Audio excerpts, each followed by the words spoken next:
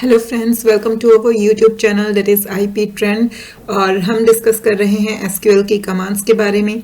जैसा कि आप सब जानते ही हैं कि हम क्लास 12th का इंफॉर्मेटिक प्रैक्टिसेस और कंप्यूटर साइंस का सिलेबस कवर कर रहे हैं और ये हमारी डीबीएमएस वाली यूनिट जो है वो चल रही है, that is database management system. इसमें आपके कई सारे चैप्टर्स इंक्लूडेड हैं। चैप्टर 11 जो है जिसमें हमने रिलेशनल डाटाबेस मॉडल के बारे में पढ़ा, जो टर्म्स यूज़ होती हैं, relations, tuples, attributes, degree, cardinality, हमने उन सब के बारे में पढ़ा। उसके बाद हमने चैप्टर 12 जो है वो स्टार्ट किया, जिसमें हम practical part that is my SQL software use कर रहे हैं। पहले हमने एसक्यूएल की सारी टर्मिनोलॉजीज़ के बारे में पढ़ा, क्या क्या होती हैं, और फिर हमने जो है लास्ट क्लास से अपना प्रैक्टिकल स्टार्ट किया था, जिसमें हमने सेलेक्ट क्वेरी स्टार्ट की थी। सेलेक्ट में हम कैसे कॉलम्स को स्पेसिफाई कर सकते हैं, सेलेक्टेड कॉलम्स को रिट्रीव कर सकते हैं, या फिर अगर हमें सारे कॉलम्स डिस्प्ले करवाने हैं वो हम कैसे कर सकते हैं, डिस्टिंक्ट वैल्यूज कैसे रिप्रेजेंट करते हैं, वो सारी क्वेरीज जो हैं वो हमने लास्ट क्लास में सीखी थी। आज जो है वो हम ऑल कीवर्ड से स्टार्ट करेंगे।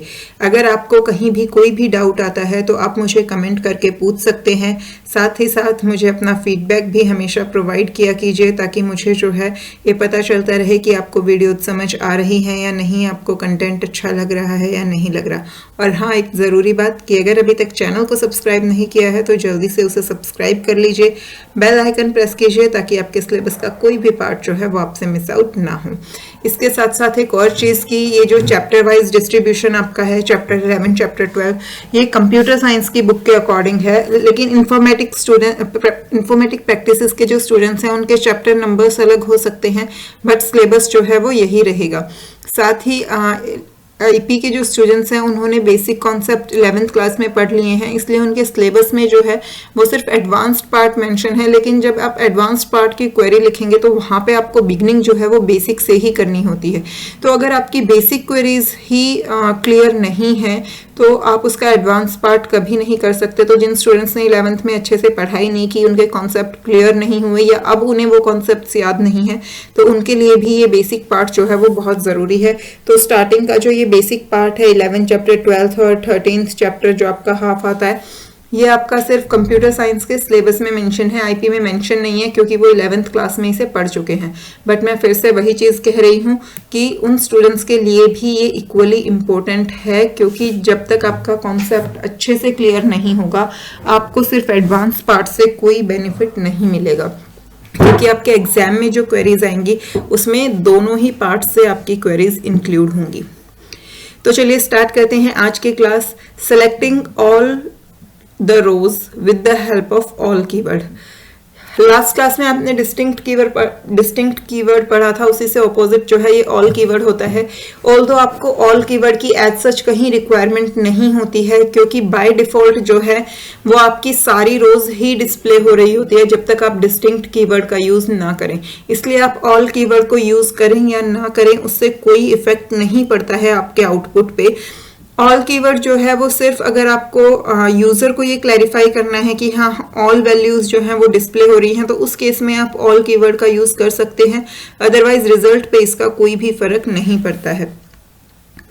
If in place of distinct you give all, then the result retain the duplicate output rows।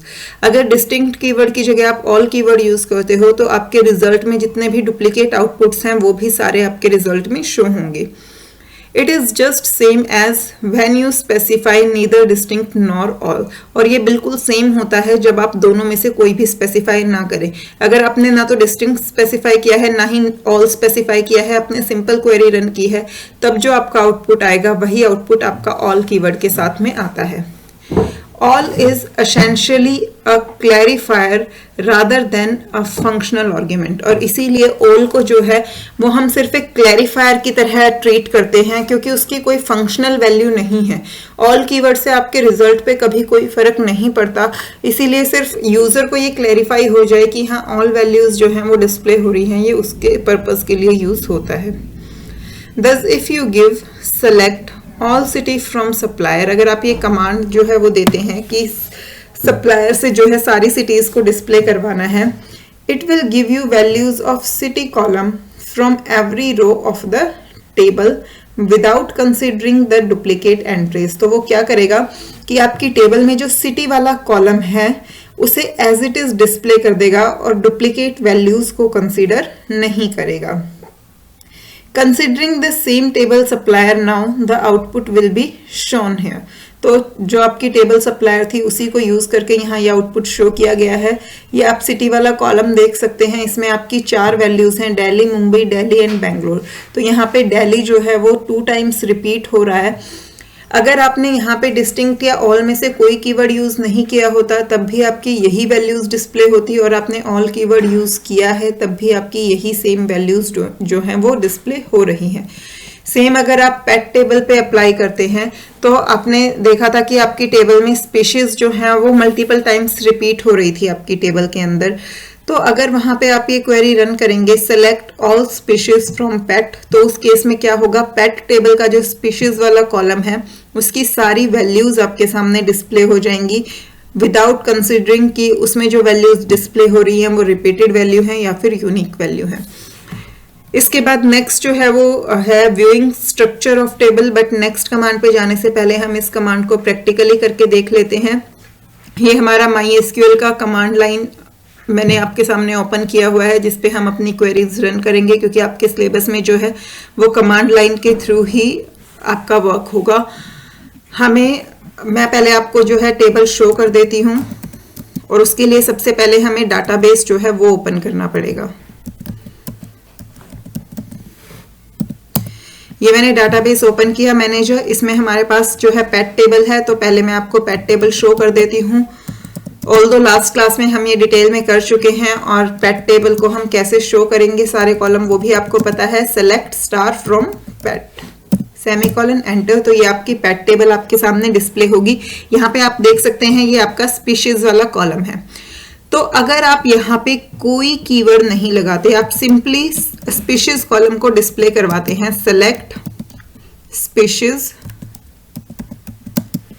From पेट, तो अब देखिए आपका आउटपुट क्या आएगा कि आपका स्पीशीज वाला column as it is display हो गया। आप देखिए आपकी टेबल में 9 रोज थी और यहाँ स्पीशीज वाले कॉलम में भी आपकी 9 रोज आई हैं। ये कॉलम आपकी सारी वैल्यूज यहाँ स्क्रीन पर जो है आप देख भी सकते हैं। कैट जो है वो 2 टाइम्स आ रहा है, dog 3 times, bird 2 times, snake and hamster unique, तो वही सेम कॉलम आपका यहाँ डिस्प्ले हुआ है।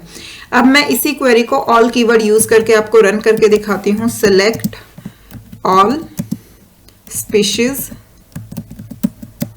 फ्रॉम पेट, तो ये देखिए अब भी आपका सेम वही आउटपुट जो है डिस्प्ले हुआ है, वही 9 रोज डिस्प्ले हुई हैं। आप ऊपर देखिए, ऊपर भी आपकी यही वैल्यूज थी और यहाँ इस कॉलम में भी आपकी वही सारी वैल्यूज है। तो बेसिकली आपने ऑल को यूज किया या नहीं किया उससे आपके आउटपुट पे कोई फर्क नहीं पड़ा। बट जो फर्क पड़ा वो ये कि अगर कोई यूजर आपकी कमांड को पढ़ रहा है तो पहले जब उसने पढ़ा था सेलेक्ट स्पीशीज फ्रॉम पेट, तो उस कमांड को पढ़ के उसे ये समझ नहीं आ रहा था कि स्पीशीज की डिस्टिंक्ट वैल्यूज उसके सामने रिप्रेजेंट होंगी या स्पीशीज की सारी वैल्यूज उसके सामने डिस्प्ले होंगी।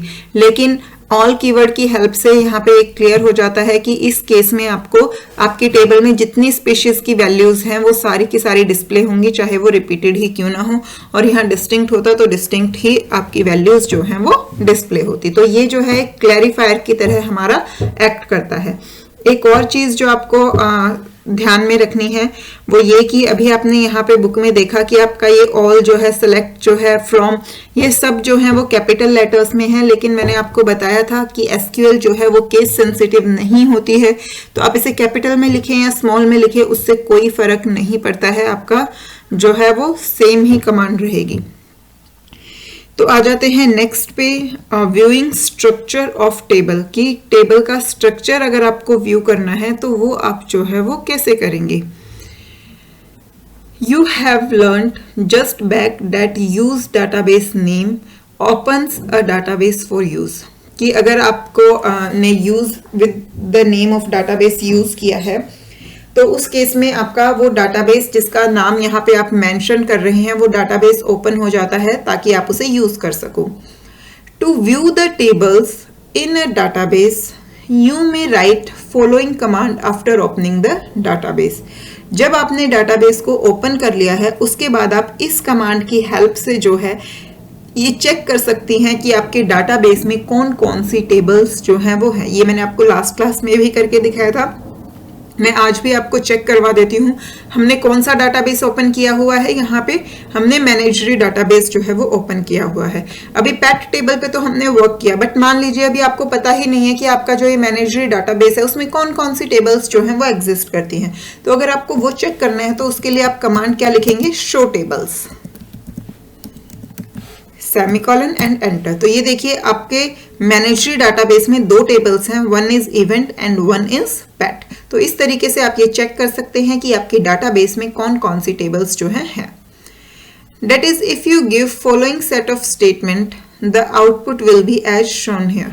तो आप यहाँ पर देख सकते हैं, पहले आपने डाटाबेस को ओपन किया और उसके बाद अगर आपने ये कमांड एग्जीक्यूट की शो टेबल्स, तो उस केस में आपको आउटपुट क्या मिलेगा, ये जो है आपको आउटपुट मिलेगा कि उस डाटाबेस के अंदर कौन कौन सी टेबल्स आपकी हैं। If you want to know the structure of a table, you can use describe or DESC command as per the following syntax. अब यहाँ पे आपको ये तो पता चल गया कि आपके डाटाबेस में टेबल कौन कौन सी है, लेकिन उस टेबल का स्ट्रक्चर क्या है, यानी कि उस टेबल में कौन कौन से कॉलम्स हैं और उन कॉलम्स का डाटा टाइप क्या है, उन कॉलम्स पे कोई कंस्ट्रेंट जो है वो लगा है या नहीं लगा है, ये सब अगर आपको चेक करना है तो उसके लिए आपके पास कमांड होती है डिस्क्राइब कमांड और या फिर डिस्क कमांड। इन दोनों ही में से कोई भी कमांड आप यूज करेंगे तो उससे आप टेबल का स्ट्रक्चर जो है वो चेक कर सकते हैं कि आपकी टेबल में कितनी कॉलम्स हैं, उनका क्या डाटा टाइप है, कितनी क्या वैल्यू आप उनमें स्टोर कर सकते हो, वो नल को सपोर्ट करते हैं या नहीं करते हैं, उन पे कोई कंस्ट्रेंट लगा है या नहीं लगा है, डेट इज प्राइमरी की कंस्ट्रेंट, फॉरेन की कंस्ट्रेंट, इस तरीके से। तो ये कमांड आप कैसे दोगे, या तो आप डिस्क्राइब को यूज कर सकते हो या फिर डिस्क को, दोनों में से कोई भी आप क्लॉज यूज करोगे और उसके बाद आप टेबल नेम देन सेमीकोलन और एंटर प्रेस करोगे तो उससे आपको टेबल का स्ट्रक्चर जो है वो मिल जाएगा। अब यहां पर आप देख सकते हैं, for instance command describe pet और you can say DESC pet, इन दोनों में से अगर आप कोई भी कमांड एग्जीक्यूट करेंगे will display the structure of the table pet. तो उससे टेबल का पेट जो टेबल है आपकी, उसका स्ट्रक्चर आपके सामने शो हो जाएगा।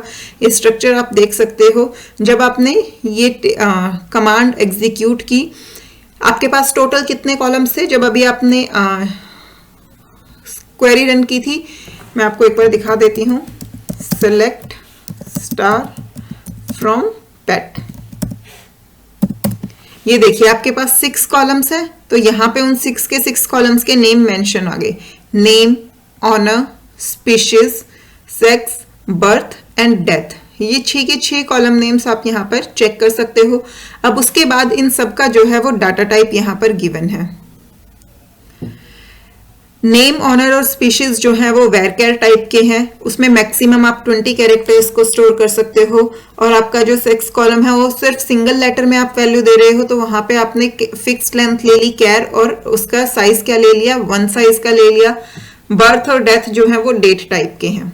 सभी कॉलम्स जो हैं वो नल को सपोर्ट कर रहे हैं, डिफॉल्ट वैल्यू जो है वो सबकी नल है। तो ये आपका टेबल का स्ट्रक्चर है पेट टेबल का। एक चीज यहाँ पर जो आपको ध्यान में रखनी है, जो स्टूडेंट्स इसी वीडियो से स्टार्ट कर रहे हैं मे भी उन्हें कई चीजें समझ में नहीं आ रही होंगी, तो इसलिए आपके लिए ये बेटर है कि पहले आप प्रीवियस जो वीडियोस हैं उन्हें देखें, स्पेशली जो इस चैप्टर की वीडियोस हैं। अगर आप 11 चैप्टर को नहीं करना चाहते डेट इज ओके, क्योंकि वो एक अलग पार्ट है, उसमें रिलेशनल डाटा मॉडल हमने डिस्कस किया है। बट जो 12th चैप्टर है उसकी आपकी बिगिनिंग से जो है वो MySQL स्टार्ट हो रहा है। ऑल्दो उसमें भी स्टार्टिंग की 2 वीडियोज में हमने थ्योरी डिस्कस की है, बट वो थ्योरी भी आपके लिए जरूरी है। आपको पता होना चाहिए वेरकेर डाटा टाइप क्या है, कैर डाटा टाइप क्या है, डेट डाटा टाइप क्या है। अगर आपको डेट स्टोर करनी है तो आप उसके लिए डेट के अलावा और कौन कौन से ऑप्शंस आपके पास अवेलेबल हैं, ये जो यहाँ पे 20 वैल्यू दी है इसका क्या मतलब है, ये 1 का क्या मतलब है, ये सारी चीजें आपको पता होनी चाहिए। साथ ही साथ इसमें हम कमेंट कैसे मेंशन करते हैं, ये केस सेंसिटिव है या नहीं है, इसमें कौन कौन से सिमेंटिक्स सिंटेक्स होते हैं, ये सारी चीज़ें जब आपको पता होंगी तभी आपको आगे की चीज़ें समझ आएंगी। और जो आपकी लास्ट वीडियो थी जो कि आपका थर्ड पार्ट था चैप्टर 12 का, उसमें तो हमने एसक्यूएल की क्वेरीज स्टार्ट कर ही दी थी और ये आज आपका फोर्थ पार्ट है। तो जिन स्टूडेंट्स को कंफ्यूजन हो रही है वो इसी वीडियो से उन्होंने स्टार्ट किया है, तो वो पहले प्रीवियस वीडियोस को एक बार देख लें तो उन्हें ये चीज़ें जो हैं वो अच्छे से समझ आएंगी। ये तो आया आपका पैट टेबल का स्ट्रक्चर। अब हम इसे प्रैक्टिकली करके देखते हैं, लेकिन कमांड को रन करने से पहले मैं आपको एक चीज क्लियर करती हूँ। यहाँ पे हमने कॉलम नेम्स जो है वो सेम रखे थे जो आपकी बुक में है, ताकि आपको कोई भी इश्यू ना आए। प्रैक्टिकल भी आप सेम उसी तरीके से देख पाएं जैसे कि आप अपनी बुक में कमांड्स को देख रहे हैं। इसलिए मैंने टेबल्स में कॉलम नेम्स, टेबल्स के नेम, डाटाबेस का नेम सब कुछ जो है सेम रखा था। इवन ये जो वैल्यूज हैं वो भी सेम रखी थी कि आगे आने वाली कमांड्स में जब हम वैल्यूज के साथ डील करेंगे कि रिपीटेड वैल्यूज जो थी, डिस्टिंक्ट वैल्यूज थी, तो वहां पे आपको कोई कंफ्यूजन ना हो, इसलिए मैंने सारा डाटा सेम रखा। लेकिन स्ट्रक्चर में डाटा टाइप और उनका साइज जो है वो वेरी कर सकता है। तो हम देखते हैं हमने जो टेबल क्रिएट की, यानी कि मैं जिस टेबल से आपको प्रैक्टिकल करवा रही हूँ उसका साइज क्या है, स्ट्रक्चर क्या है। कमांड हमने दी DESC, उसके बाद table name that is pet, semicolon and enter. तो ये देखिए ये आपके कॉलम नेम्स है, name, owner, species, sex, birth and death, ये उनके डाटा टाइप्स हैं। अब यहाँ पर आप देख सकते हैं मैंने नेम, ऑनर और स्पीशीज को डाटा टाइप तो वेरक्यार ही दिया है, लेकिन मैंने उनका साइज 10 दिया है, क्योंकि मैंने यही नोटिस किया था कि आपकी बुक में जितनी वैल्यूज हैं वो कोई भी 10 से एक्सीड नहीं कर रहे हैं नंबर ऑफ कैरेक्टर्स किसी में भी, तो इसलिए 10 साइज जो है वो इनफ है। यहाँ पे हमने फिक्स लेंथ लिया, लेकिन हमने 2 ले लिया कि इनकेस हमें कुछ और वैल्यू ऐड करनी पड़ जाए। बर्थ और डेथ का जो डाटा टाइप है वो हमने डेट ही रखा। सभी में आप नल वैल्यू को एंटर कर सकते हैं और उन सबकी डिफॉल्ट वैल्यू जो है वो नल ही है। अब यहाँ पे कीज जो है वो नहीं दी है, मैंने कोई की मेंशन नहीं की थी, आपकी बुक में भी नहीं है, क्योंकि अभी आगे आप सीखेंगे कि प्राइमरी की कैसे एलोकेट करते हैं, फॉरेन की कैसे एलोकेट करते हैं। डिफॉल्ट वैल्यूज यहाँ सबकी नल है, लेकिन अगर आप खुद से कोई डिफॉल्ट वैल्यू उसमें एंटर करवाना चाहें तो वो क्या होगी, वो सारी चीज हम अभी आगे पढ़ेंगे। तो नेक्स्ट देखते हैं how to perform simple calculations, कि अगर आपको एसक्यूएल में सिंपल कैलकुलेशंस परफॉर्म करनी है तो वो आप जो है कैसे करेंगे। Often a simple calculation need to be done, for example 4 × 3। कई बार आपको बहुत सिंपल सी कैलकुलेशंस की जरूरत पड़ जाती है जब भी आप कुछ काम कर रहे होते हैं। The only SQL verb to cause an output to be return to monitor is select. अब आपके पास एसक्यूएल की सिर्फ एक ही ऐसी कमांड है जिसकी हेल्प से आप अपने मॉनिटर पे आउटपुट लिख सकते हो। सेलेक्ट के अलावा कोई ऐसी कमांड नहीं होती जो आपकी स्क्रीन पे आपको आउटपुट को डिस्प्ले करवाए। तो कैलकुलेशंस को परफॉर्म करने के लिए भी हमें सेलेक्ट कमांड ही यूज करनी पड़ती है। For instance, when a calculation is to be performed such as 3 × 4 और यू कैन से 8 × 3 etc. There really is no table being referenced। तो जब आप इस तरीके की कोई भी कैलकुलेशन कर रहे हो तो उस केस में आपकी कोई भी टेबल का यूज नहीं हो रहा है, क्योंकि ये आप नॉर्मल कैलकुलेशन कर रहे हो, डाटा आप खुद से टाइप कर रहे हो, आप किसी टेबल से डाटा को नहीं ले रहे हो। Only numeric literals are being use. तो यहाँ इन कैलकुलेशंस में सिर्फ और सिर्फ न्यूमेरिक लिटरल्स जो हैं वो यूज हो रहे हैं। For this you can use select statement to retrieve rows computed without reference to any table। तो इस केस में आप क्या करेंगे, आप select स्टेटमेंट का यूज करेंगे ताकि जो आपने कैलकुलेशन परफॉर्म की है उसका रिजल्ट आप स्क्रीन पे डिस्प्ले करवा सको, रिट्रीव कर सको without reference to any table. यानी कि इसमें आपको फ्रॉम क्लॉज यूज करने की जरूरत नहीं है, क्योंकि यहाँ आप किसी भी टेबल को जो है एक्सेस नहीं कर रहे हो।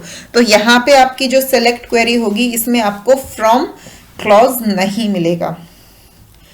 For example, consider the following query that compute the expression 1 + 6 and output the result. अब यहाँ पे आपको एक क्वेरी दी गई है जिसमें आप 1 + 6 को कंप्यूट करके उसका आउटपुट जो है डिस्प्ले करवाएंगे।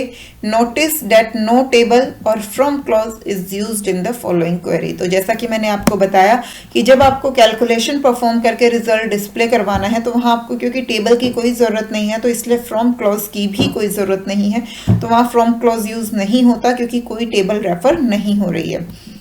MySQL select 1+6। MySQL तो ये तो आपका ऑलरेडी होता ही है। आपने जो कमांड दी वो क्या दी, select 1+6, यानी कि 1+6 को कंप्यूट करके जो है आउटपुट डिस्प्ले करवा दो। तो 1+6 यानी कि आपका क्या आ जाएगा, ये देखिए आपका आउटपुट आ गया 7। और यहाँ पे आपका कॉलम नेम क्या आया, आपका ऊपर सबसे पहले कॉलम नेम डिस्प्ले होता है, तो कॉलम नेम यहाँ सेलेक्ट के साथ क्या मेंशन है, 1+6, तो एज इट इज 1+6 ही जो है वो डिस्प्ले हो गया। MySQL also provide a dummy table called dual to provide compatibility with SQL of other DBMSs। MySQL जो है वो एक डमी टेबल प्रोवाइड करता है जिसे हम डुअल कहते हैं, ताकि जो बाकी DBMSs हैं उन सब के साथ SQL की कंपैटिबिलिटी जो है वो बनी रहे। Dual table is a small work table which has just one row and one column। Dual table में आपके पास सिर्फ और सिर्फ एक रो और एक कॉलम होता है, और वो जो है सिंपल कैलकुलेशंस के लिए यूज होती है। It can be used for obtaining calculation results and also system date. और इस डुअल टेबल का यूज किस चीज के लिए होता है, जो आपने सेलेक्ट कमांड की हेल्प से सिंपल कैलकुलेशंस की हैं उनका रिजल्ट ऑब्टेन करने के लिए, और सिस्टम की डेट वगैरह डिस्प्ले करवाने के लिए। अब आप यहाँ पर देखिए, मान लीजिए आप क्वेरी देते हैं सेलेक्ट 4 × 3 फ्रॉम डुअल, तो इसका आउटपुट भी सेम उसी पैटर्न में आएगा जैसे आपका पहले आया था। आपका कॉलम नेम क्या हो गया, 4 × 3, और रिजल्ट क्या आ गया, 12 आ गया।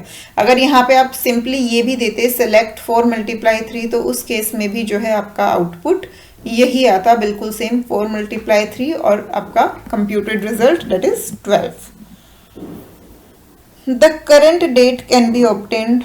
तो एक मिनट, डेट स्टार्ट करने से पहले मैं आपको कैलकुलेशंस वाला जो है ये रन करके दिखा देती हूँ।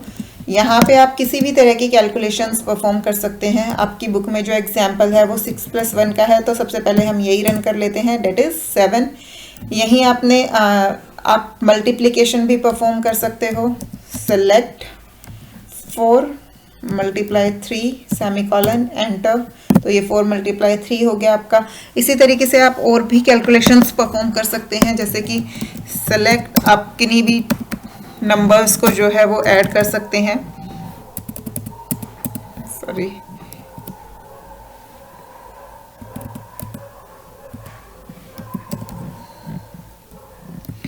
प्लस सेमीकोलन एंटर, तो आप देखिए इन दोनों नंबर्स का जो सम है वो डिस्प्ले हो गया। सिमिलरली मल्टीप्लिकेशन के केस में आप किन्हीं भी नंबर्स को जो है मल्टीप्लाई कर सकते हैं।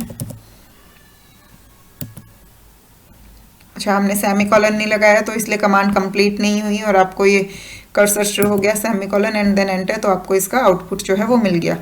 अब यहाँ पे अगर आप किसी भी कमांड में फ्रॉम डुअल भी यूज करते, जैसे कि सेलेक्ट 4 × 3 आपने किया था, सिर्फ इतना किया, तो आपको रिजल्ट क्या मिला था, ये यहाँ पे जो आप देख रहे हैं। अब अगर मैं यहाँ पे टेबल नेम भी ऐड कर देती हूँ डुअल, फ्रॉम डुअल, तो देखिए इस केस में भी आपका आउटपुट जो है सेम रहेगा। यानी कि जब आप ये यूज़ नहीं कर रहे थे टेबल नेम, तो आपकी डिफ़ॉल्ट टेबल यहाँ पे डुअल यूज़ हो रही थी, जो कि एक वर्क टेबल है कैलकुलेशंस को यूज़ करने के लिए।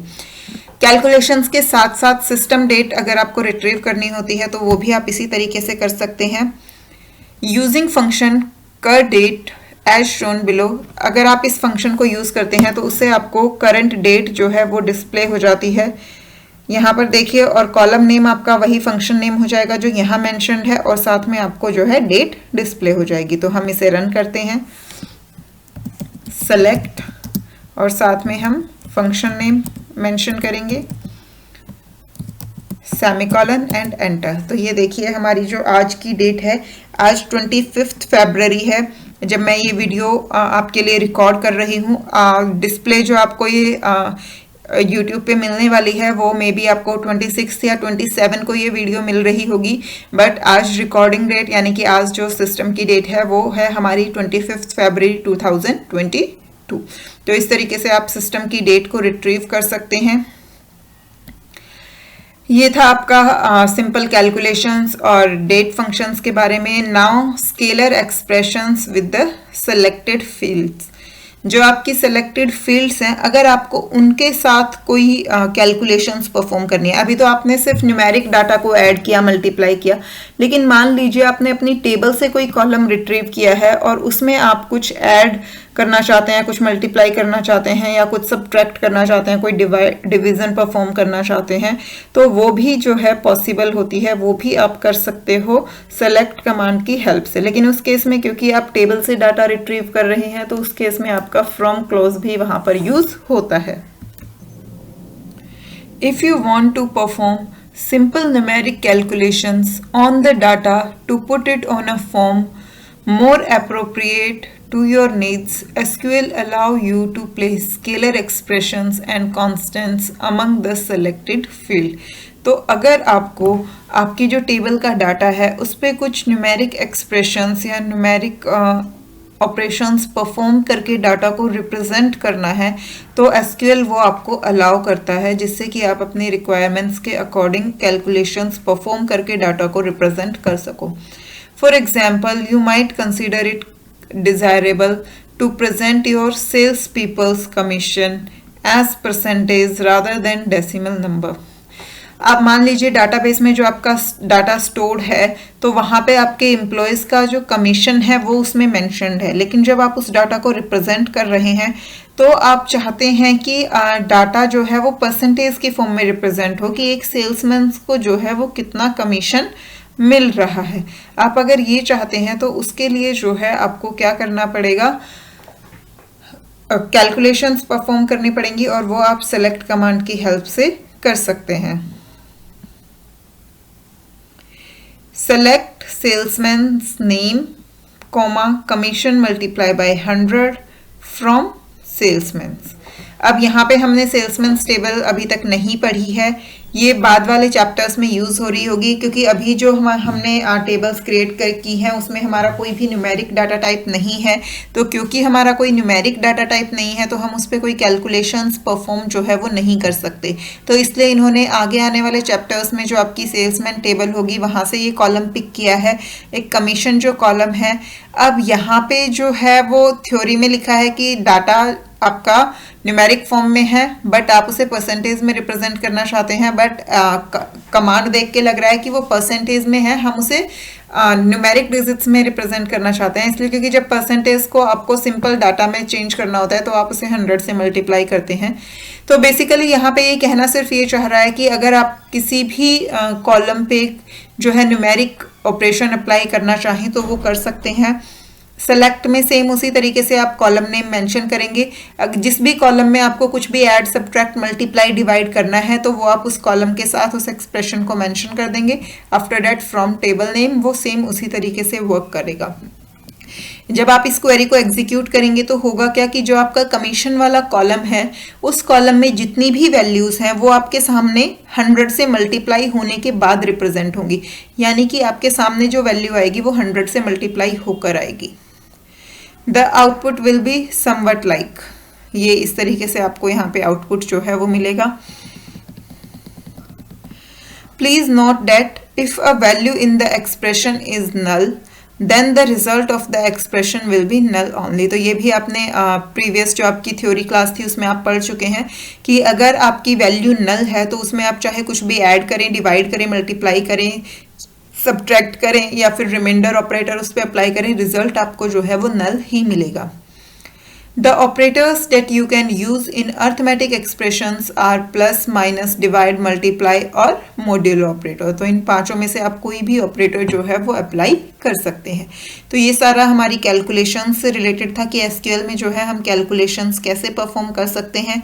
नेक्स्ट जो है वो है हमारे कॉलम एलियासेस। कॉलम एलियासेस जो है वो किस लिए होते हैं कि हमारी टेबल का जो कॉलम है उसका जो नेम है, मान लीजिए वो ज़्यादा रिप्रेजेंटेबल नहीं है और आप कॉलम का नाम चेंज करना चाहते हैं तो वो आप कैसे कर सकते हैं, उसके लिए हम कॉलम एलियासेस का यूज़ करते हैं। बट ये टॉपिक हम नेक्स्ट क्लास में डिस्कस करेंगे। आज के लिए आई थिंक काफ़ी हो गया है। ऑल द प्रैक्टिकल पार्ट है, बहुत इंटरेस्टिंग है, बट फिर भी मैं आपको जो है वो बहुत ही शॉर्ट उसमें करवा रही हूँ ताकि आपको कोई भी अगर डाउट है तो आप वो साथ के साथ मुझसे पूछ सकें और आपकी क्वेरीज जो हैं वो क्लियर होती रहें। तो अगर आपको कहीं भी कोई चीज़ जो है वो ना समझ में आई हो, कोई कमांड ना समझ में आई हो या प्रैक्टिकल पार्ट में कोई भी डाउट हो तो आप मुझे कमेंट करके ज़रूर बताइए और मुझे फीडबैक भी ज़रूर दीजिए कि आपको वीडियो अच्छी लगी या नहीं लगी, कंटेंट आपको समझ आया या नहीं आया। और चैनल अगर अभी तक सब्सक्राइब नहीं किया है तो उसे सब्सक्राइब कर लीजिए ताकि आपका सिलेबस जो है वो आप अच्छे से कंप्लीट कर सकें और कोई भी वीडियो आपसे मिस आउट ना हो। मिलते हैं नेक्स्ट वीडियो में, तब तक के लिए बाय बाय।